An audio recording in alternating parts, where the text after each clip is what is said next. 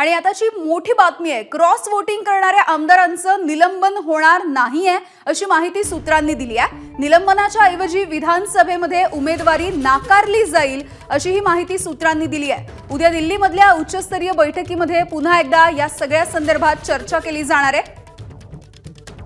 विधान परिषदेच्या निवडणुका पार पडलेल्या होत्या आणि त्यामध्ये काँग्रेसच्या आमदारांनी क्रॉस वोटिंग केलं असा आरोप करण्यात आलेला होता आणि त्यानंतर आताची ही मोठी माहिती मिळतेय।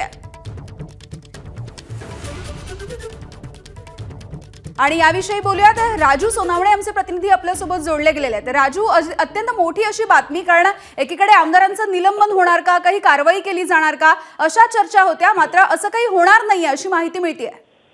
यामिनी पाहतो आपण विधान परिषदेच्या ज्या निवडणूक झालेली होती त्यामध्ये काँग्रेसच्या 7 आमदारांनी जे आहे ते पक्षाच्या विरोधात जाऊन मतदान केलेलं होतं।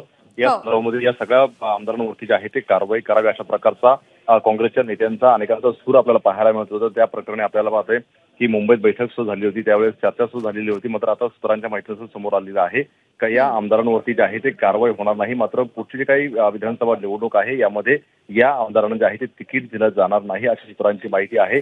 कारण हे गोपनीय मतदान आहे, त्यामुळे कारवाई करताना बेस ठेवणं अतिशय महत्त्वाचं आहे। त्यामुळे साहजिकच आहे का कुठेतरी या कारवाईला अडथळा येऊ नये म्हणून जे आहे ती लगेच तुर्तस्तरी ही कारवाई होणार नाही, मात्र त्यांना तिकीट नाकारलं जाईल अशा प्रकारचं सांगितलं जातंय। उद्या दिल्लीमध्ये महत्त्वाची बैठक आहे काँग्रेस नेत्यांची। त्या बैठकीला नाना पटोले, बाळासाहेब थोरात, विजय वडेट्टीवार असणार आहे आणि पुन्हा एकदा या कारवाई संदर्भातली जी आहे ती उद्या चर्चा होईल। त्यामुळे उद्या अंतिम काय होते हे सुद्धा पाहणं महत्त्वाचं राहील। अगदी धन्यवाद राजू या सगळ्या सविस्तर अपडेटसाठी। एबीपी माझा, उघडा डोळे बघा नीट।